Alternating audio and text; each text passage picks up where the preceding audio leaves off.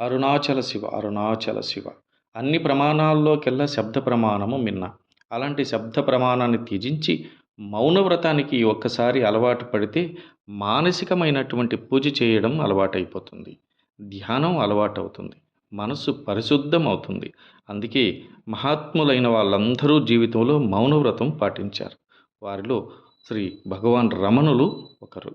భగవంతుడిచ్చిన వాక్కు ఎంత గొప్పదో అర్థమవుతుంది. అందుకే అన్ని వ్రతముల్లోకి ఏ విధమైనటువంటి క్రతువు లేకుండా చేసేటువంటి వ్రతం భగవంతుడిని చేరుకోవడానికి చాలా తేలికగా మార్గాన్ని చూపే వ్రతం. ఇది చేయడానికి నాకు శక్తి ఎక్కడ ఉందండి అని అనవలసిన అవసరం లేని వ్రతం మౌన వ్రతం ఒక్కటే.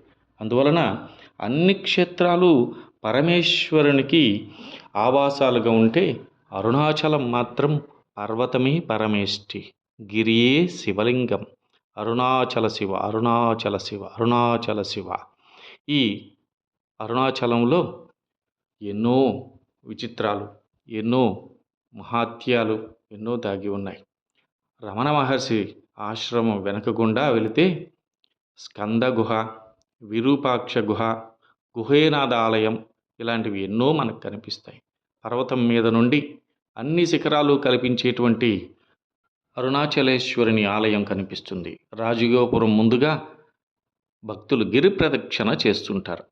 మొట్టమొదటిగా ఇంద్రలింగం తూర్పు దిక్కు, తర్వాత ఆగ్నేయము అగ్నిలింగము, మూడవది యమలింగం దక్షిణ వైపున, నాలుగవది నైరుతి లింగం, ఐదవది పశ్చిమ దిక్కు వరుణలింగం, ఆరవది వాయులింగం, ఏడవది కుబేరలింగం, ఎనిమిదవది ఈశాన్యములో ఈశాన్యలింగంగా ప్రసిద్ధి. ఈ ప్రదక్షిణలో అంతర్పాత దర్శనం అనేది ముఖ్యం. తెలుసో తెలియకో పూజా ద్రవ్యాలను, మంగళకరమైనటువంటి వస్తువులను, తల్లిని, అలాగే గోవులను, పశుపక్షాదులను తన్నిన తొక్కిన దోషములు పోవడానికి అంతర్పాద దర్శనం చాలా విశేషం.